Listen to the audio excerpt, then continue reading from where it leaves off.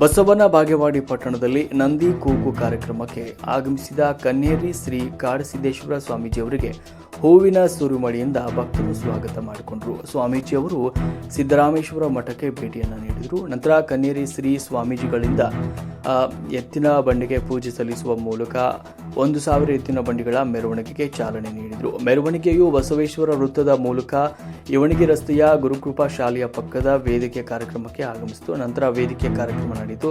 ಕಾರ್ಯಕ್ರಮವು ಕನ್ನೇರಿ ಸ್ವಾಮೀಜಿಯವರು ಮತ್ತು ಅನೇಕ ಸ್ವಾಮೀಜಿಯವರು ಸೇರಿಕೊಂಡು ಸಸಿಗೆ ನೀರುಣಿಸುವ ಮೂಲಕ ಕಾರ್ಯಕ್ರಮಕ್ಕೆ ಚಾಲನೆ ನೀಡಿದರು. ಕನ್ನೇರಿ ಸ್ವಾಮೀಜಿಯವರು ಈ ಸಂದರ್ಭದಲ್ಲಿ ಮಾತನಾಡಿದರು. ಕಾರ್ಯಕ್ರಮದಲ್ಲಿ ಸಾವಿರಾರು ರೈತರು ಗೋವುಗಳನ್ನು ಸಾಕಬೇಕು, ರಕ್ಷಿಸಬೇಕು, ಅವುಗಳಿಂದ ದೊರೆಯುವ ಸಗಣಿಯನ್ನು ಗೊಬ್ಬರವಾಗಿ ಬೆಳೆಗಳಿಗೆ ಉಪಯೋಗಿಸಬೇಕು ಅನ್ನುವಂಥ ಮಾಹಿತಿಯನ್ನು ನೀಡಿದರು. ಸಂದರ್ಭದಲ್ಲಿ ಸಂಗನಬಸವ ಸ್ವಾಮೀಜಿಗಳು, ಸೋಮಲಿಂಗೇಶ್ವರ ಸ್ವಾಮೀಜಿಗಳು, ಯೋಗೇಶ್ವರ ಮಾತಾಜಿ, ಸಂಗನಬಸವೇಶ್ವರ ಸ್ವಾಮೀಜಿಗಳು, ಡಾಕ್ಟರ್ ಚಂದ್ರಶೇಖರ್ ಜಮಾದಾರ್, ಡಾಕ್ಟರ್ ವಿ.ಐ. ಬೆಳಗ್ಗೆ ಮತ್ತು ಊರಿನ ಮುಖಂಡರು, ಹಲವಾರು ರೈತರು, ಭಕ್ತಾದಿಗಳು ಉಪಸ್ಥಿತರಿದ್ದರು.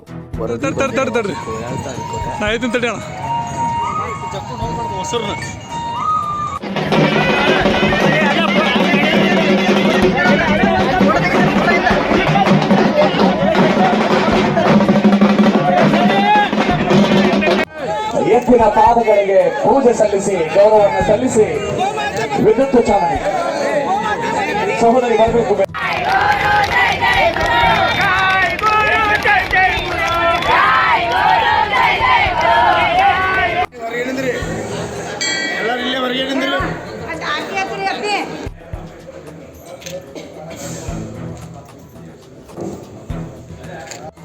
ಸರಿ ಸರ್,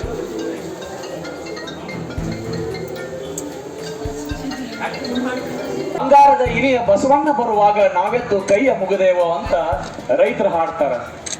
ಬೆಳ್ಳಾನೆ ಎರಡೆತ್ತು ಬೆಳ್ಳಿಯ ಬಾರ್ಕೋಲ, ಬಂಗಾರದ ಚಡಿಯ ಕೈಯಾಗೋ.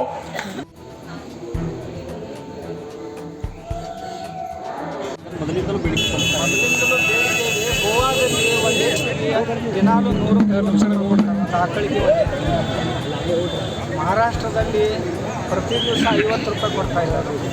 ಮತ್ತೊಂದು ರಾಜ್ಯಗಳಲ್ಲಿ ದಿವಸಕ್ಕೆ 80 ರೂಪಾಯಿ, 120 ರೂಪಾಯಿ ಕೊಡ್ತಾ ಇದ್ದಾರೆ. ಆದರೆ ನಮ್ಮ ರಾಜ್ಯದಲ್ಲಿ 1 ರೂಪಾಯಿ ಕೊಡ್ತಾ ಇಲ್ಲ ಕರ್ನಾಟಕದಲ್ಲಿ.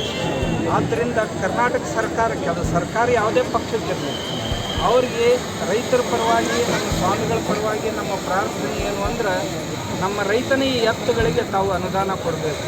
ಅವುಗಳ ಮೇವಿಗೆ ಇರದೇ ಇದ್ದರೆ ಅವ ಕಟ್ಟೋದು ಭಾಳ ಕಷ್ಟ ಆಗಿದೆ. ಆದ್ದರಿಂದ ರೈತನ ಎತ್ತುಗಳಿಗೆ ತಾವು ಅನುದಾನವನ್ನು ಕೊಡುವಂಥ ಕೆಲಸವನ್ನು ಮಾಡೋದು. ಯಾರ್ಯಾರೋ ಬಿಟ್ಟಿ ಭಾಗ್ಯಗಳನ್ನು ಕೊಟ್ಟು ಕೇಳಾರ್ದವ್ರು ಕೊಡ್ತಾ ಇದ್ದೀರಿ. ನಮ್ಮ ರೈತನಿಗೆ ಕೊಟ್ಟರೆ ಎತ್ತುಗಳಾದರೂ ಬದುಕ್ತಾವು. ಆದ್ದರಿಂದ ರೈತನಿಗೆ ಅನುದಾನ ಕೊಡಲೇಬೇಕು ಅಂತ ನಮ್ಮ ಆಗ್ರಹ. ದೇಶವನ್ನು ಒಂದು ಅರ್ಥದಲ್ಲಿ ಮರಳಿ ಕಟ್ಟುವಂಥ ಕೆಲಸ, ದೇಶದ ಪುನರ್ನಿರ್ಮಾಣದ ಕೆಲಸ, ಇದನ್ನು ರೈತನೇ ಮಾಡಬೇಕಾಗಿದೆ. ಆದರೆ ಆ ರೈತನಿಗೆ ಸಮಾಜ ಸಪೋರ್ಟ್ ಮಾಡಬೇಕಾಗಿದೆ. ಬೆಲೆ ದೃಷ್ಟಿಯಿಂದಾಗಲಿ, ಸರ್ಕಾರದ ದೃಷ್ಟಿಯಿಂದಾಗಲಿ ಇವತ್ತು ಎತ್ತುಗಳನ್ನು ಕಟ್ಟುವುದು ಕಷ್ಟ ಆಗಿ ಎಲ್ಲ ಎತ್ತುಗಳನ್ನು ತೆಗಿತಾ ಇದ್ದಾರೆ. ಆಮೇಲೆ ಅದರ ದುಷ್ಪರಿಣಾಮ ಈ ಹೊಲದಲ್ಲಿ ಕಾಣ್ತಾ ಇದೆ. ನಾವು ಗೊಬ್ಬರದ ಖರ್ಚು ಹೆಚ್ಚಾಗ್ತಾ ಇದೆ, ಬೆಳೆ ಅಷ್ಟೇ ಇದೆ.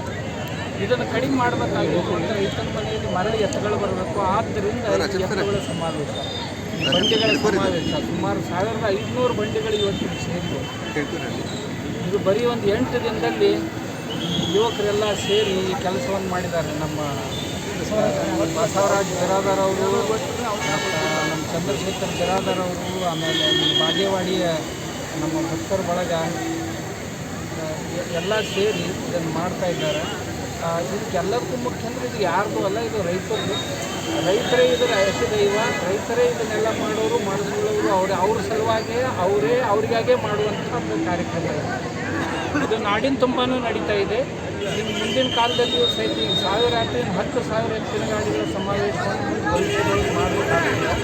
ಆವಾಗ ಸರ್ಕಾರಕ್ಕೆ ಸ್ವಲ್ಪ ಕಣ್ ತೆಗೆಯುವಂಥ ಪರಿಸ್ಥಿತಿ ಬರ್ತದೆ. ಬಂತು ಅಂದರೆ ರೈತರ ಕಡೆ ನೋಡುವಂಥ ರೀತಿ ಬದಲಾಗಬೇಕು. ರೈತರು ಸಹಿತ ಗೋವಂಶದ ಕಡೆ ನೋಡುವಂಥ ರೀತಿ ಬದಲಾಗಬೇಕು. ಈ ಕಾರ್ಯಕ್ರಮ ಬಜೆಟ್ನಲ್ಲಿ ನಂದಿ ಉಳಿಗಾಗಿ